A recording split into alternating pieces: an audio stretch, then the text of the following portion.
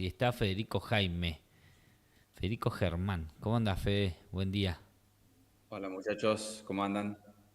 ¿En Lituania? Yo te pregunto Sí, por... sí, sí, sí. Ah, bien. No viajo tanto.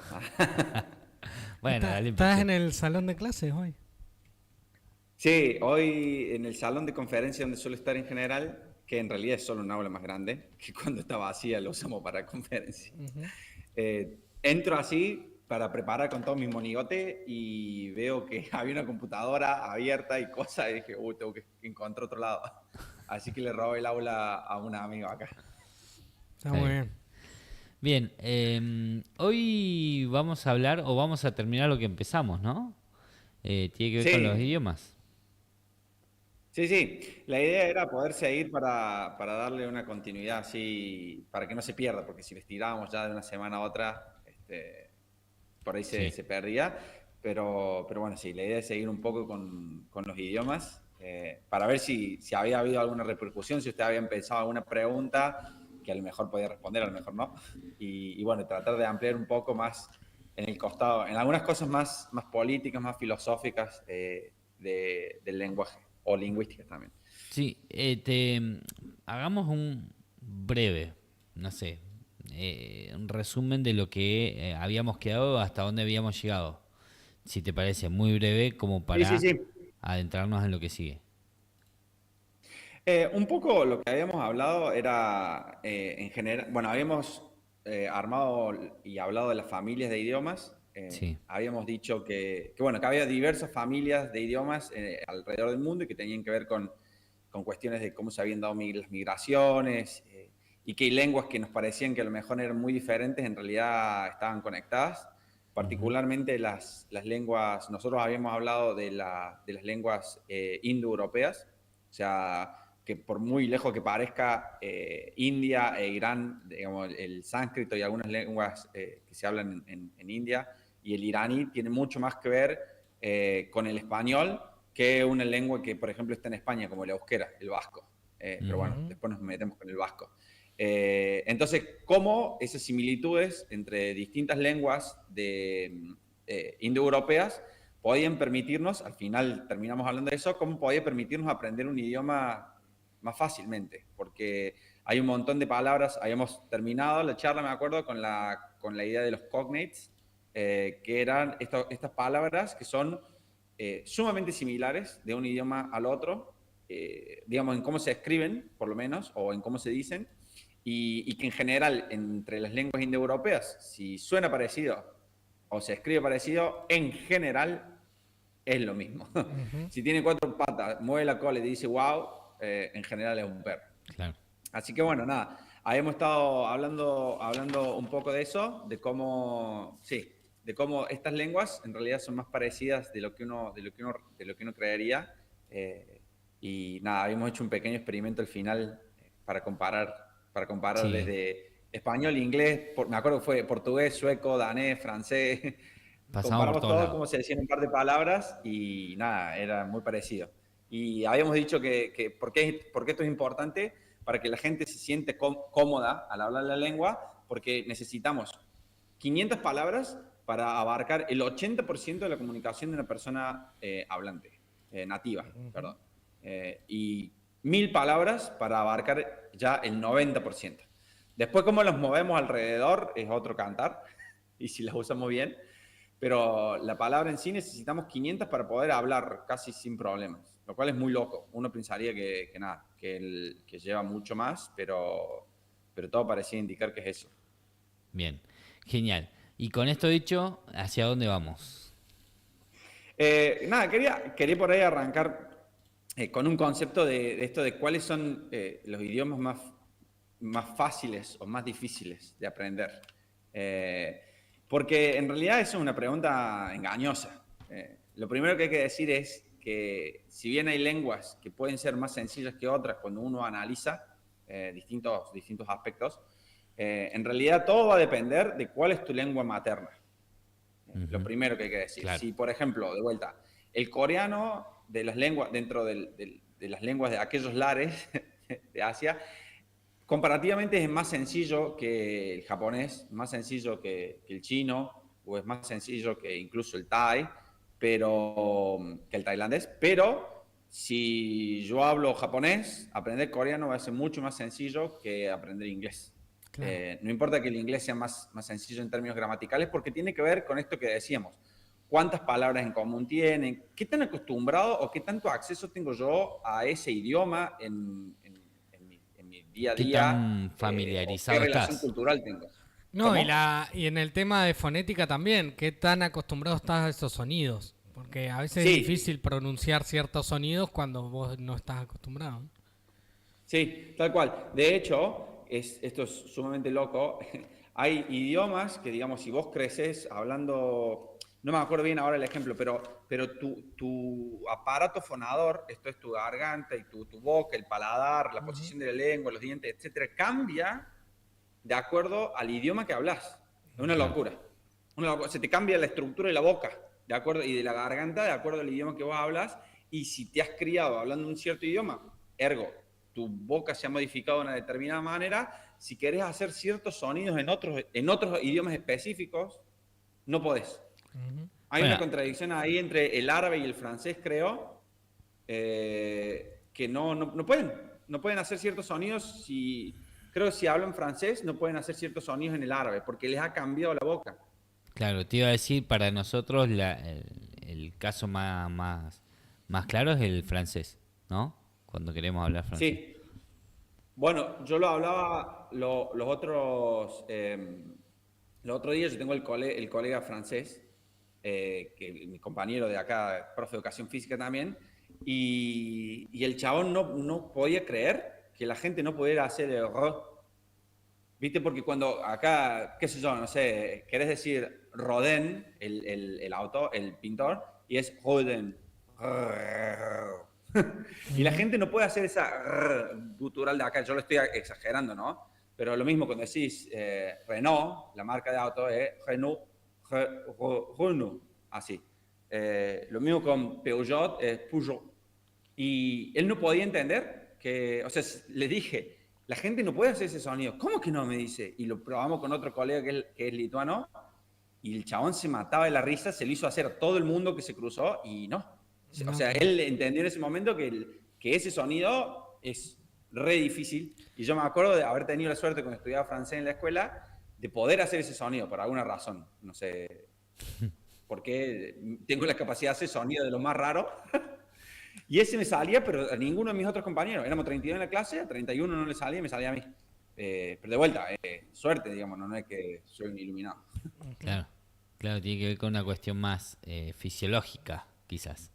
Sí, sí, sí. Y hay veces que la pegas como todo lo que es físico, al final del día termina siendo una capacidad motriz de tu cuerpo, el ajustar la garganta y las cuerdas vocales y la boca, la lengua, todo, que es lo mismo que tirar al aro. Y bueno, hay un momento en donde tiras piedra y un día la embocaste y te diste cuenta que para embocarla tenías que poner el codo acá, la muñeca acá, y si logras repetirlo, te va a salir, ¿me entendés? Entonces, muchas veces tiene que ver con el error. O Claro. sea, hay veces que la pegás con un determinado sonido o con un...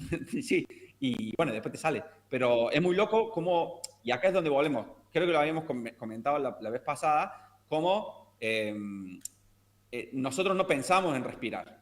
Entonces, no pensamos en hablar. Es algo absolutamente natural para nosotros. Y por eso el aprendizaje de una lengua puede ser muy frustrante cuando te vienen y te hablan en otro idioma de manera sumamente fluida y vos no entendés decís, es como si te metieran abajo el agua. O sea, no puedes respirar, estás absolutamente perdido en algo que es obvio para vos, ¿me entendés? Que no se explica. El idioma no se Claro. explica porque lo usamos tanto como vivir, tanto como caminar, como respirar. Entonces, cuando nos encontramos ante esa situación de vernos expuestos a otro idioma, es una situación de alta tensión para nosotros porque es decir, loco, no entiendo nada. Y no entiendo nada en algo que, primero, debería entender y segundo, al otro le sale sin problemas, porque es su Claro. lengua, ¿me Sí, entendés? sí. Así Total. que nada, es una cuestión emocional muy fuerte ahí que hay que sobrepasar. Claro. Bien, y en esto está metido la política, ¿no? Como Sí, todo. siempre. Hay Las muchas cosas con conquistas, respecto a eso. etcétera. ¿Cómo? ¿Cómo? Nada, digo, tenemos que remontarnos a la época de las conquistas y demás. Sí, siempre es desde la historia de la humanidad misma. porque la historia de la humanidad en general ha sido aquella de conflictos. Y el idioma, como decimos, es una herramienta, digamos, cuando yo hablo mi idioma, volvemos al mismo concepto que decía antes, es el pez no sabe que existe el agua hasta que lo sacan. Entonces, cuando yo hablo mi idioma, estoy en una situación de absoluto confort. Me rodea por todos lados, me atraviesa. Yo no me doy cuenta de mi idioma hasta que me pongo en situaciones donde eso no está. Si yo voy a confrontar con otro pueblo, lo mejor que puedo hacer es eliminarles ese confort. O sea, la eliminación, la supresión, la cancelación y la mixtura de idiomas ha sido una estrategia fundamental en los procesos de conquista y colonización de la historia de la humanidad. O sea, lo mejor que yo puedo hacer al otro es eliminar su idioma, porque entonces lo corro absolutamente. Lo corro de su cosmovisión del universo, lo corro de su zona de confort, lo corro de su arraigo, digamos, intergeneracional, lo destruyo. Lo destruyo socialmente y lo destruyo individualmente. Cuando fuerzo a alguien a no hablar su idioma, lo lleva a un nivel de alienación tal que permite, que, digamos, comulga con la idea de que desarma toda resistencia o facilita digamos, la anulación de toda insurgencia. Sí, porque Acá anula la historia y la cultura, digamos. Entonces... Sí, te anula enteramente, porque nosotros tenemos un inconsciente colectivo construido intergeneracionalmente, y esto es lo que yo decía, lo que hablábamos la vez pasada. En un idioma usamos la palabra, no sé, var para decir verde, y en el siguiente idioma decimos vac, que significa pasto, y en el siguiente decimos vaca, porque la vaca come pasto y el pasto es verde. Entonces podemos hacer esa reconstrucción filológica, pero cuando yo te meto que vaca es cow, o sea, te rompo completamente esa linealidad, esa historia que tu pueblo ha recorrido y que vos encarnas en ese hablar. Entonces, es muy probable que tu pueblo termine siendo asimilado por mi cultura, sino totalmente erradicado. ¿Me entendés? Entonces, ha sido fundamental. Acá en Lituania, el lituano fue prohibido durante la época del Imperio Ruso y son sumamente conocidos y evaluados como héroes. Unos chabones que traían libros que imprimían de manera, digamos, los imprimían en Alemania, libros en lituano, los contrabandeaban, los traían para acá y tenían escuelas en los sótanos para enseñar el idioma lituano porque después tenían que hablar ruso.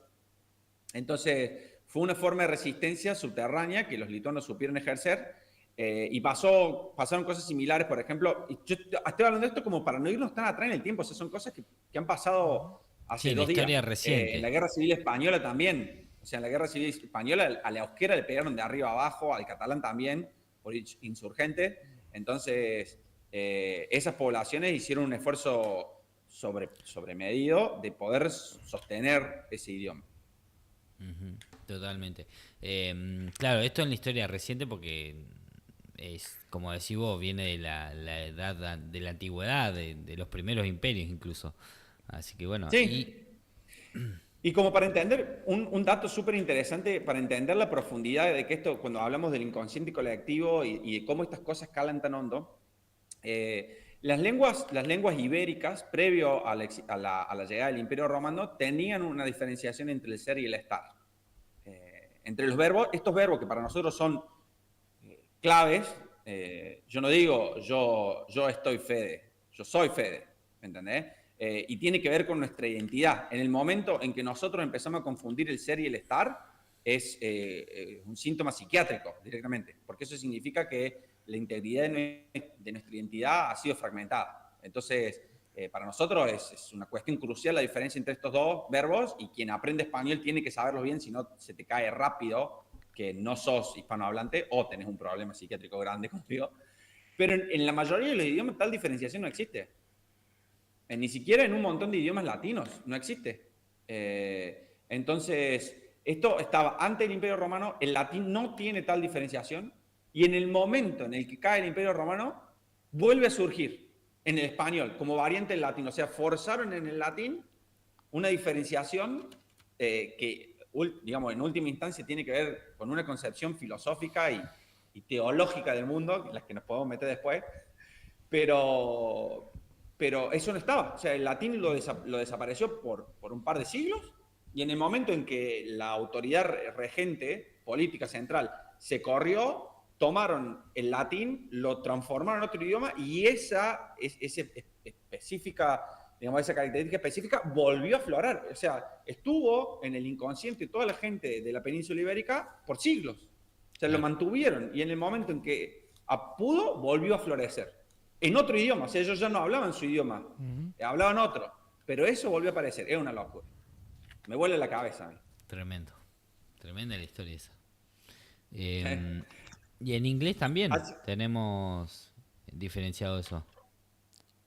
No, en el inglés No, en tenés inglés to be. Ah, es verdad, digo unificado, quise decir, está Claro, unificado. claro. En la To mayoría de los be idiomas es está el unificado, y eso es una de las cosas que más les cuesta. Acá el ruso es una, en el lituano es una. Todas las lenguas eslavas, el verbo ser y estar es una sola cosa. En todas las Bien. lenguas germanas, el ser y el estar es una cosa. En el francés también, en el italiano también. Por eso te digo, incluso lenguas romances que vienen del latín no lo tienen.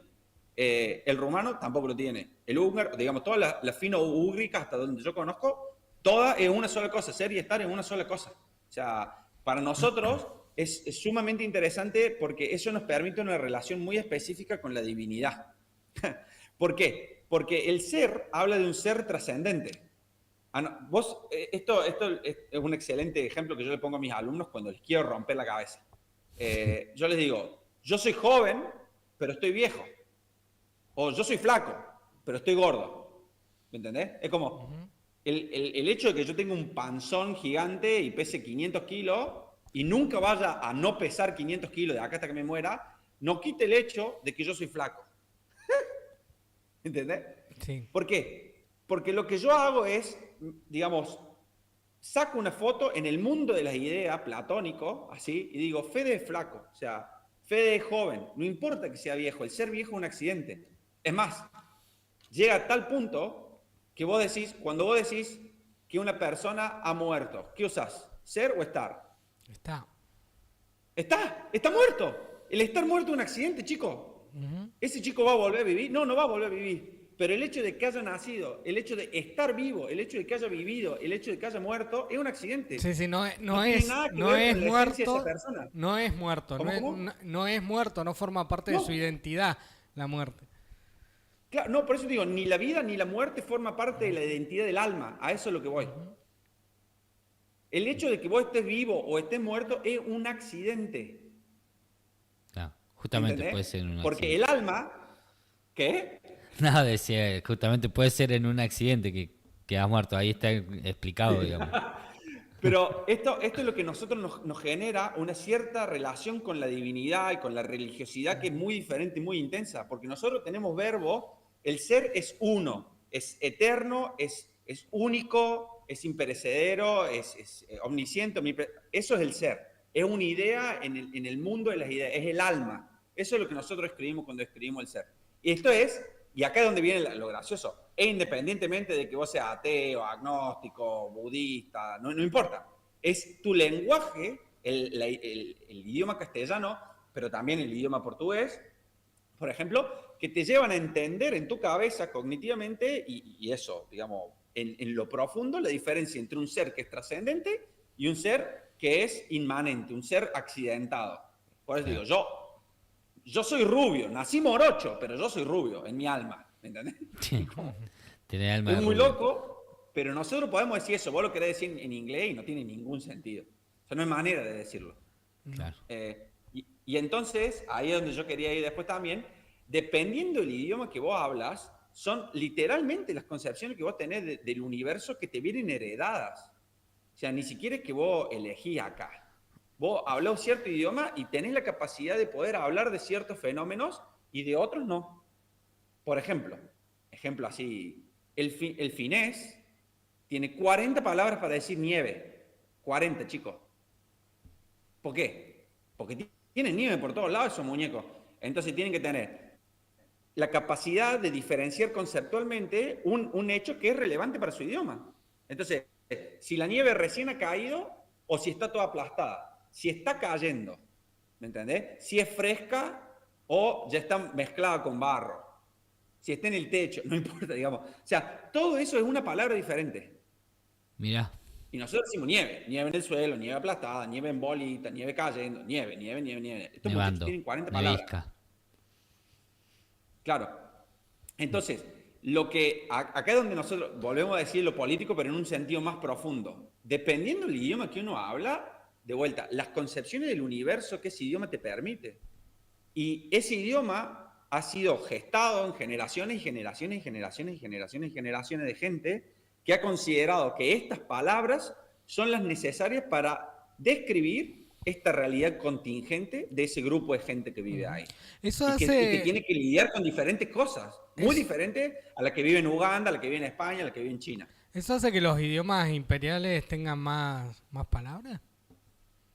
El español, el inglés, no sé. Lo que tienen los idiomas imperiales necesariamente tienen que haber absorbido ciertas palabras de los lugares que conquistan. Ujú. Porque si No, pero no, incluso, no- sí, pero además crear palabras por las nuevas condiciones también. Sí, igual eso tiene que ver con la característica del idioma. Por ejemplo, eso es otra cosa que quería decir. Hay idiomas que se llaman aglutinantes. Entonces, por ejemplo, el inglés es un idioma aglutinante, no tanto como el alemán, en donde tenés una palabra que es un chorizo así, pero ¿por qué? Porque juntaron pedacitos de palabra, de, no sé, 10 palabras diferentes para armar un concepto. Sí, Esos son claro, idiomas sí, eso aglutinantes. veía el otro día, que además no solamente a veces son palabras estrictamente descriptivas, sino que a veces son conceptos. Toman Sí. conceptos Bueno, para y eso- describir otra cosa. Sí. Eso es lo que permite que ciertos idiomas sean más flexibles que otros. El español no es muy aglutinante. Por ejemplo, tenemos palabras como paragua, parar, agua. Ujú. Y eso es una palabra nueva que aglutinó dos palabras, pero no son muchos los casos. En inglés está lleno, lleno, lleno, lleno. Sí, sí. Como te digo, no sé, rainbow. Es un arco, rain es lluvia, bow es arco. Entonces, un arco de la lluvia. En el caso nuestro, en español, justo esa palabra también es aglutinante. Arco iris. O sea, un arco de colores, vendría a ser. Pero no tenemos muchos ejemplos. Entonces, la capacidad, para mí, parte de la capacidad del inglés de expandirse como lengua imperial a nivel mundial es su capacidad de crear conceptos a partir de palabras preexistentes. Por ejemplo, de vuelta, Internet. Claro, sí. Fácil. O sea, net es una red, inter es entre, listo, fin de comunicado. Y así, todo, cell phone, lo mismo. Entonces, un teléfono celular vendría a ser, que es la célula pequeña esa. Entonces, nada, pueden crear y puede ir rotando todo el tiempo, puede ir generando palabras nuevas por su capacidad que tiene de ser una lengua aglutinante. Y también, obviamente, mientras más gente hable ese idioma, más vivo está ese idioma, más posibilidades de mutar tiene, más posibilidades de generar nuevas palabras, más posibilidades de generar nuevos usos, más posibilidades de generar nuevas combinaciones y más posibilidades de dejar de lado, ¿cómo? Perdón. No, estábamos escuchando. Y más posibilidades de dejar de lado ciertas estructuras que son complicadas. Por ejemplo, el inglés se ha dejado de lado muchas estructuras de otros idiomas, por ejemplo, como decía, de la rama germana, que son complicadas. Entonces, ya no les sirven, no le hacen falta, porque se usa y se dinamiza. Hagamos un ejemplo muy sencillo en el español. Por ejemplo, el verbo hablar, ¿verdad? Ujú. Nosotros sabemos que si termina con ar, en general son regulares. Es decir, yo hablo, tú, ¿Hablas? bien, él, Habla. bien. En trabajar, yo, Trabajo. tú, Trabajas. él, Trabaja. perfecto. No, Entonces, en realidad no, pero bueno. esa estructura es, para todo eso, para los verbos que menos usamos, es regular. Hay un par de irregularidades, pero es regular. Ahora, vamos a decir, el verbo ir, yo, Voy. Ir. Hablaba re voy. mal. ¿Qué tendrá que ver? Ve, es lo que te digo, ¿qué tendrá que ver voy con ir? Sí, O sea, acá lo que ocurrió, además, es que en el español se juntaron dos verbos del latín. O sea, es un quilombo. Pero, ¿por qué se pueden mantener esas irregularidades? Porque las usamos todo el tiempo. Las palabras que más usamos, porque las refrescamos todo el tiempo, pueden mantener más irregularidades. En cambio, las palabras que menos usamos tienden a la regularización. Tienden a que, por eso digo, hay un verbo regular, hay una forma regular y todos los verbos tienden hacia ese casillero. ¿Cuáles no? Los que usamos todo el tiempo, porque es un constante refrescar. Y en inglés es clarito. Sí. Todos los verbos en inglés es para tonto. Yo digo, para todas las personas, yo, tú, nosotros, vosotros, ellos, ustedes, es todo el mismo verbo y cambia solo para él, ella, ellos. Y lo único, él, ella. Y lo que hay que hacer es agregarle una S. Uh-huh. Entonces, por ejemplo, si yo digo run es correr, entonces I run, y si yo digo he, que es él, runs, y agrego la S, y listo, se acabó el problema. Eso es toda la complejidad de los verbos en inglés. Sin embargo, el verbo ser y estar, que es el que más se usa, tiene 3 cambios. Es I am, you are, he or she is. O sea, am, are, is. Nada que ver uno con otro. Entonces, eso es lo que digo. ¿Por qué? Tiene 3 cambios en vez de 2, que es lo que tiene todo, y además esos 3 son tan diferentes entre sí, porque lo usan todo el tiempo. Y al usarlo todo el tiempo, esa diferencia se refresca y se puede conservar. Entonces, todos los idiomas, aquellas cosas o aquellas características que son menos usadas, se tienden a dejar de lado y se tienden a olvidar y se tienden a cambiar. Y el idioma muta a una forma más simplificada. Claro, bien, muy bueno, muy claro, digo, pensando, analizándolo así, a veces uno dice, es re difícil el inglés. No, bueno, no sé si es tan difícil. No, el inglés particularmente, gramaticalmente, es bastante simple. Lo complejo para mí del inglés siempre fue la pronunciación, más que nada porque depende de quién te lo enseñe. Sí, en español la pronunciación, más allá de los acentos, es única. Las letras suenan de una manera, diga quien las diga. En inglés no. En inglés, si vos escuchás a un tipo de Luisiana y a uno de Nueva York, te van a pronunciar las palabras de forma diferente. Sí, pero el principal problema además es que ponele que todos se pusieran de acuerdo, que no es el caso. Pero ponele que tienen acentos como los tenemos en el español muchos también. Uh-huh. Imagínate que los extranjeros cuando escuchan a alguien de Chile hablar es como suerte, hermano, ¿qué fue eso? ¿Me entendés? Sí. Eso no es español. Entonces, la cuestión es que... No quiero ser malo, pero nosotros cuando escuchamos un cordobés medio cerrado nos pasa lo mismo. No, lo sé. Ese era el siguiente ejemplo. Yo hago un esfuerzo grande acá de modular un poquito, por lo menos. La cuestión es que el problema con el inglés es que la escritura suena diferente, o sea, lo lees diferente. Uh-huh. Entonces, por ejemplo, acá estaba hablando con mi amigo y colega Austin, al que le estoy usurpando el aula y acaba de venir, acaba de entrar. Si querés venir y decir hola, Austin, al programa acá Argentina. Estamos hablando de pronunciación en inglés y la A veces suena como A y hay veces que suena como A. Uh-huh. Claro. ¿Cuándo es cuándo? Buena suerte.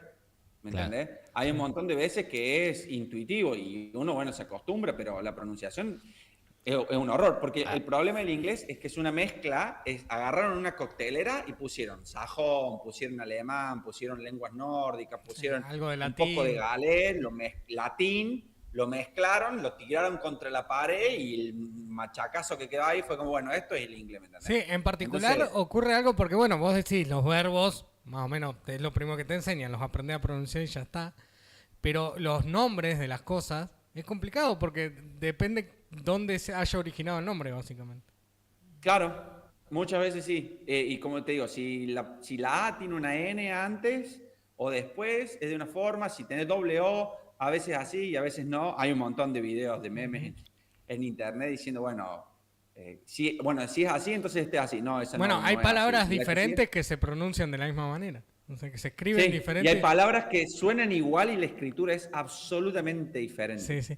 Y tiene una particularidad el Reino Unido en esto, es que hay letras que ni siquiera las pronuncian. O sea, el equipo de fútbol que nosotros llamaríamos Leicester, si lo leemos en castellano, es Lester. Sí, sí. Le faltan 5 letras. Sí, yo tenía recién una alumna que me dice la feria de Hood. Y yo le digo, no, vení a escribirla porque la puedo escribir 10 veces y la voy a escribir mal todas las veces. Y era H-U-L-L. Claro. Pero para mí era como, no, la había dicho Hall. Hall, Y para claro. mí era, no sé, podría intentar W-H-O-L-E o H-O-L-E o H-A-U-L la escribiría yo. Sí, sí, no, un horror. Y hay Entonces, al día de hoy a mí me cuesta. una palabra muy particular entre Estados Unidos e Inglaterra que es aluminio. Se escribe igual y se pronuncia diferente. Sí. Bueno, hay muchas palabras que se escriben diferentes de un lugar al otro. Pero bueno, eso sí, es una cosa medio flayera Ahí del está la idioma, dificultad del inglés, me parece. Después el resto es Sí, para bastante mí simple. es eso, es como decís vos, tal cual, la pronunciación. Y la otra dificultad que tiene son los verbos múltiples. Por ejemplo, como nosotros decimos despegar cuando despegue el avión, pero ellos dicen take off.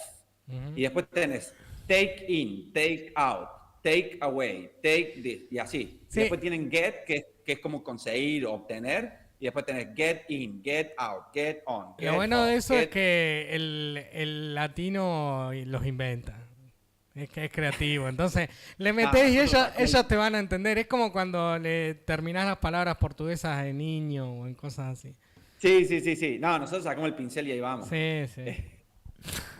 Pero bueno, una cosa más que les quería comentar, como para dejarles, con respecto a lo que era político de los idiomas, es el concepto de dialecto. Que el dialecto básicamente es un idioma que tiene ciertas características específicas en una región. Por ejemplo, cambia algunas veces la gramática, algunas palabras cambia la pronunciación o cambia la escritura de ciertas palabras.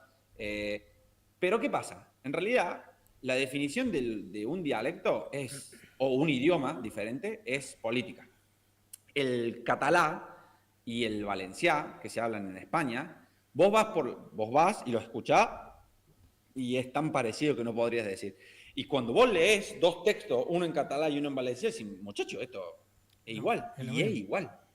La diferencia en por qué son dos idiomas es porque los valencianos, pero ni muertos van a decir que el valencià son es catalanes, un dialecto claro. del catalán. Y el catalán, pero ni muertos van a decir que el catalán es un dialecto del valencià. Entonces, como ellos quieren decir, no, nosotros hablamos valencià y nosotros hablamos catalán, y a pesar de las diferencias, chicos, es tan parecido que uno no hay manera. Entonces, cambio, en Mallorca tienen su dialecto y dicen que es un derivado del catalán.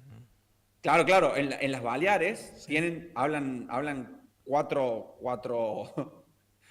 catalán diferentes, uno en cada isla. Claro. Y son un poquito más diferentes, son mucho más diferentes los dialectos del catalán de las islas con el de Barcelona que el de Barcelona con el de Valencia. Claro. ¿Me entendés? Entonces, uno con ese criterio tendría que decir, no, bueno, en realidad el valenciano y el catalán son dialectos y estos cuatro son otros idiomas. O sea, hay más diferencia entre los dialectos de este con este que entre este con otro idioma. ¿Me entendés lo que te digo? Claro. Y lo mismo pasa en Dinamarca, pero al revés. Ellos tienen Zealand, que es la isla donde está Copenhague, y algunas islitas alrededor que van cambiando dialectalmente hasta que vos llegás a Jutland, que es la parte continental de Dinamarca. Muchachos, no se entienden. O sea, no se entienden el uno con el otro. Pero todos dicen, esto es danés. Y lo de Jutland es un dialecto del danés. Entonces, es muy loco que agarran y digan eso. Cuando el danés de Jutland tiene muchas más diferencias con el danés de Zealand que el catalán con el valencià. Pero el catalán y el valencià son dos idiomas separados y los dos del danés son dos dialectos. Al final de cuentas termina eso. Si hay una autoridad central que dice, no, papá, vos no sos ningún dialecto, vos hablas mi idioma. Claro, somos parte de lo mismo. Claro, o si hay rivalidad lo suficiente como para decir, no, nosotros somos dos idiomas separados y a mí que me vengan a buscar, ¿me entendés? Sí. Y ahí es donde viene esta pertenencia cultural, histórica y demás, pero bueno, nada, al final un término de una decisión política también. Bueno, claro, hay un tipo de idioma también que podemos tocar otro día, que son los idiomas de diseño, digamos, que han sido desde el principio diseñados con el objetivo de representar cierta cosa o hablar de cierta manera. El esperanto se me viene a la cabeza. El esperanto, sí. El jeringoso, si querés. No, es que el jeringoso es lo he tratado de pensar, es como una trampita eso. Le tiraba Sí. a mi colega acá, a mi amigo le quería enseñar a hablar jeringoso. Pero Él habla un bueno, son poquito idiomas español, que no surgieron como la evolución natural de la comunicación, sino que fueron diseñados así. Creo que la parte escrita del coreano también es de diseño, me parece. Bueno, hay el cirílico del ruso Ujú, fue inventado por dos hermanos búlgaros, en realidad. En ese momento Bulgaria estaba bajo el dominio del imperio ruso, porque ellos querían tener su propio alfabeto. ujú. Eh, entonces no querían tener el alfabeto latino. Y nada, el alfabeto eso fue una convención. De hecho, esto es lo que te digo. Se lo pidieron a dos hermanos búlgaros que lo diseñaran y así fue. Ujú. Bueno, Bien. sí, está bien. Y el mandarín este genérico, simplificado que hablan todos, también es medio. Agarremos Sí, las palabras más fáciles de creo que todos los habíamos, chinos y creo que armemos habíamos uno. hablado del tagalog, ¿no? Sí, Habíamos sí, sí, hablado del sí. filipino la última vez. Sí, sí, sí, le Sí, hablaste. Bueno, es esta necesidad de encontrar cierta estandarización Claro. en los tiempos en los que vivimos, porque si no se complica un montón. Y yo, incluso cuando enseño español, vos fíjate que nosotros en la escuela, por lo menos yo lo aprendí así, probablemente usted también, nosotros aprendíamos el tú y el vosotros, Ujú, pero sí. no lo usábamos. al pedo. Bueno, lo que pasa es que es este esfuerzo de tratar de decir, primero que es, como diría, qué vocación de colonia, ¿no? Claro, un poquito Pero, de cultura hispana.